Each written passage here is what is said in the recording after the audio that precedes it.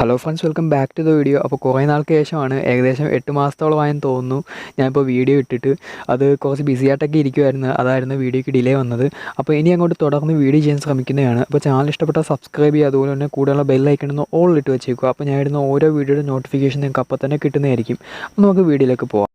തെലുങ്ക് സിനിമയിലെ തന്നെ ഏറ്റവും വലിയൊരു സൂപ്പർ സ്റ്റാറാണ് മഹേഷ് ബാബു. ഇന്ത്യൻ സിനിമയിലെ തന്നെ ഏറ്റവും മികച്ചൊരു സൂപ്പർ സ്റ്റാർ എന്ന് തന്നെ പറയാം.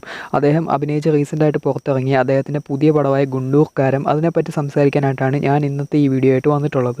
ഗുണ്ടൂർക്കാരം എന്ന ഈ ഒരു സിനിമ ആദ്യം മുതൽ തന്നെ ഞാൻ ഒരുപാട് വെയിറ്റ് ചെയ്ത് തരുന്നൊരു പടം കൂടിയായിരുന്നു. കാരണം എന്താണെന്ന് വെച്ചാൽ ഈ ഒരു സിനിമയിൽ അഭിനയിച്ചിരിക്കുന്ന മഹേഷ് ബാബുവാണ്. അദ്ദേഹത്തിന് വലിയൊരു ആരാധകനാണ് ഞാൻ. ഈ ഒരു സിനിമ അനൗൺസ്മെൻറ്റ് വീഡിയോ വന്നപ്പോൾ തൊട്ട് ഞാൻ വെയിറ്റ് ചെയ്തിരുന്നൊരു പടം കൂടിയാണ്. ഈ ഒരു സിനിമ കഴിഞ്ഞ ദിവസങ്ങളായിരുന്നു ഞാൻ കണ്ടത്.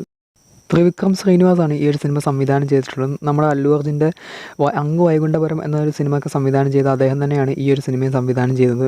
അതിൻ്റെ ആ ഒരു വൈകുണ്ഠപുരം സിനിമയുടെ ആ ഒരു ടച്ചൊക്കെ ഉള്ളൊരു പടം തന്നെയാണ് ഗുണ്ടൂർക്കാരം എന്ന മഹേഷ് ബാബു നായകനായ ഈ ഒരു പടം. ഈ ഒരു ചിത്രത്തിൽ ശ്രീലീലയായിരുന്നു നായികയായിട്ട് വന്നിട്ടുള്ളത്. അവരുടെ ഡാൻസും അതുപോലെ തന്നെ കാര്യങ്ങളും എല്ലാം നന്നായിട്ട് തന്നെ ഉണ്ടായിരുന്നു. അതുപോലെ തന്നെ മഹേഷ് ബാബു ഈ സിനിമയിൽ നല്ല എനർജറ്റിക് ആയിട്ട് തന്നെ ഡാൻസ് കളിച്ചു, അവരുടെ കൂടെ തന്നെ പിടിച്ചിരുന്നു. നൈസായിട്ട് തന്നെ ഓരോ കാര്യങ്ങളും ചെയ്തു. പെർഫോമൻസ് ഒക്കെ നൈസായിട്ട് തന്നെ ചെയ്തിട്ടുണ്ടായിരുന്നു. ഇദ്ദേഹത്തിൻ്റെ മേലെ വന്ന ഒരുപാട് ട്രോളും കാര്യങ്ങളൊക്കെ ഞാൻ ശ്രദ്ധിച്ചു. എന്തിനാണ് ഈ ട്രോളും കാര്യങ്ങളൊക്കെ ഉണ്ടാക്കി വിടുന്നത്? കാരണം എന്താണെന്ന് വെച്ചാൽ നമ്മളെ ഒരു നടൻ എന്ന നിലയ്ക്ക് അദ്ദേഹം നന്നായിട്ട് തന്നെ അഭിനയിക്കുന്നുണ്ട്. പിന്നെ എന്തിൻ്റെ പേരിലാണ് ഈ ഇദ്ദേഹത്തെ ഇങ്ങനെ ക്രിട്ടിസൈസ് ചെയ്യുന്നത് എന്ന് എനിക്ക് മനസ്സിലാവുന്നില്ല. നിങ്ങൾ അതിനെപ്പറ്റി ഒന്ന് കമൻറ്റ് ചെയ്തേക്കുക. ഒരു സൂപ്പർ സ്റ്റാർ എന്ന നിലയ്ക്ക് അദ്ദേഹം തെലുങ്ക് സിനിമയ്ക്ക് വേണ്ട കാര്യങ്ങളെല്ലാം ഈ ഒരു സിനിമയിൽ കാണിച്ചു വെച്ചിട്ടുണ്ട്. തെലുങ്ക് സിനിമയ്ക്ക് വേണ്ട രീതിയിൽ തന്നെ ത്രിവിക്രം ഈ ഒരു സിനിമ എടുത്തു വെച്ചിട്ടുണ്ട്. പിന്നെ ഈ ഒരു സിനിമയുടെ ഫൈറ്റും കാര്യങ്ങളെല്ലാം തെലുങ്ക് ഓഡിയൻസിന് വേണ്ടി മാത്രമാണ് ഈ ഒരു സിനിമയുടെ ഫൈറ്റും കാര്യങ്ങളൊക്കെ ചെയ്തു വെച്ചിട്ടുണ്ട്.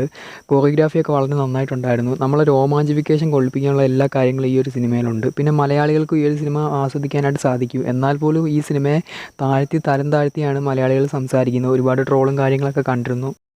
അപ്പോൾ ഈ ഒരു വീഡിയോ ചെയ്യാനായിട്ടുള്ള മെയിൻ റീസൺ ഇത് തന്നെയാണ്. ഒരു സിനിമയെ സിനിമയായിട്ട് കാണാനായിട്ട് ശ്രമിക്കണം, അല്ലാതെ സിനിമയെ മറ്റേതായിട്ടും മറിച്ചായിട്ടും ഒന്നും കാണാനായിട്ട് ശ്രമിക്കരുത്. അതുപോലെ തന്നെ അതിൽ അഭിനയിച്ചിരിക്കുന്ന ഒരു നടൻ്റെയും ഇദ്ദേഹത്തിൻ്റെ പല മുമ്പുള്ള ഒരുപാട് പടങ്ങൾ റിലീസായിട്ടുണ്ട്. നമ്പർ 1 എന്നൊക്കെ പറഞ്ഞൊരു പടം മലയാളത്തിൽ ഡബ് ചെയ്തൊക്കെ വന്നിട്ടുണ്ട്. അതൊക്കെ ഒന്ന് പോയി നോക്കുക. മഹേഷ് ബാബുവിൻ്റെ പൊട്ടൻഷ്യൽ എന്താണെന്ന് നമുക്ക് ആ സമയത്ത് ആ ഒരു പടം കണ്ടു കഴിഞ്ഞാൽ മനസ്സിലാവും. തെലുങ്കിലെ എല്ലാ റെക്കോർഡും തകർത്തുകൊണ്ട് സിനിമ ഇപ്പോഴും മുന്നേറിക്കൊണ്ടിരിക്കുകയാണ്. ഇപ്പോൾ ഞാൻ ഈ വീഡിയോ ചെയ്യുന്ന സമയത്ത് പോലും സിനിമ തിയേറ്ററിൽ റൺ ചെയ്തുകൊണ്ടിരിക്കുകയായിരിക്കും. സിനിമ ആദ്യത്തെ ദിവസം 95 കോടി തെലുങ്ക് സ്റ്റേറ്റിൽ നിന്ന് മാത്രം ഈ ഒരു സിനിമ എടുത്തിട്ടുണ്ട്.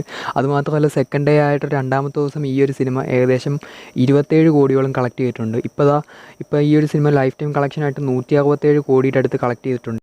ഈ ഒരു സിനിമയുടെ സാലറി ആയിട്ട് ഇദ്ദേഹം ഏകദേശം 60 കോടി രൂപയോളം വാങ്ങിച്ചു എന്നാണ് റിപ്പോർട്ട് വരുന്നത്. അതെല്ലാം മറികടന്ന് ഇപ്പോൾ സിനിമ 167 കോടിയുടെ മുകളിലും കയറി. ഇനിയിപ്പോൾ അങ്ങോട്ട് വരുന്ന ദിവസം, ഇപ്പോൾ തന്നെ സിനിമ സൂപ്പർ ഹിറ്റ് ആയി കഴിഞ്ഞു. സിനിമയുടെ ബഡ്ജറ്റ് സിനിമ തിരിച്ചു പിടിച്ചു. ഇനിയിപ്പോൾ അങ്ങോട്ട് പോകുന്ന ദിവസങ്ങളിൽ സിനിമ കോടികൾ കയറുന്നതനുസരിച്ച് സിനിമ ബ്ലോക്ക് ബസ്റ്ററിലേക്കാണ് സിനിമ പൊയ്ക്കൊണ്ടിരിക്കുന്നത്. ഇപ്പോൾ എത്രയൊക്കെ ട്രോളാൻ ശ്രമിച്ചാലും ഈ ഒരു സിനിമ മുന്നേറിക്കൊണ്ട് തന്നെ ഇരിക്കും. ഇവരെയൊക്കെ ട്രോളുന്ന സമയത്ത് നമ്മൾ നമ്മുടെ നടന്മാരെ പറ്റി ഒന്ന് ആലോചിക്കുന്നത് നല്ലതായിരിക്കും. നമ്മുടെയൊക്കെ സൂപ്പർ സ്റ്റാർസ് ഞെക്കി ശ്രമിച്ചാൽ പോലും അവരുടെയൊക്കെ ലൈഫ് ടൈം കളക്ഷൻ ഇദ്ദേഹം ഒരു ദിവസം കൊണ്ട് തന്നെ നേടിയെടുക്കും. അപ്പോൾ ഈ ഒരു സിനിമ നിങ്ങളുടെ അഭിപ്രായം നിങ്ങൾ ഉറപ്പായിട്ടും അടിയിൽ കമൻറ്റ് ചെയ്തേക്കും. നിങ്ങൾക്ക് നെഗറ്റീവ് പറയേണ്ടവർക്ക് പറയാം, നിങ്ങൾക്ക് വിമർശിക്കാനുള്ള അധികാരമുണ്ട്.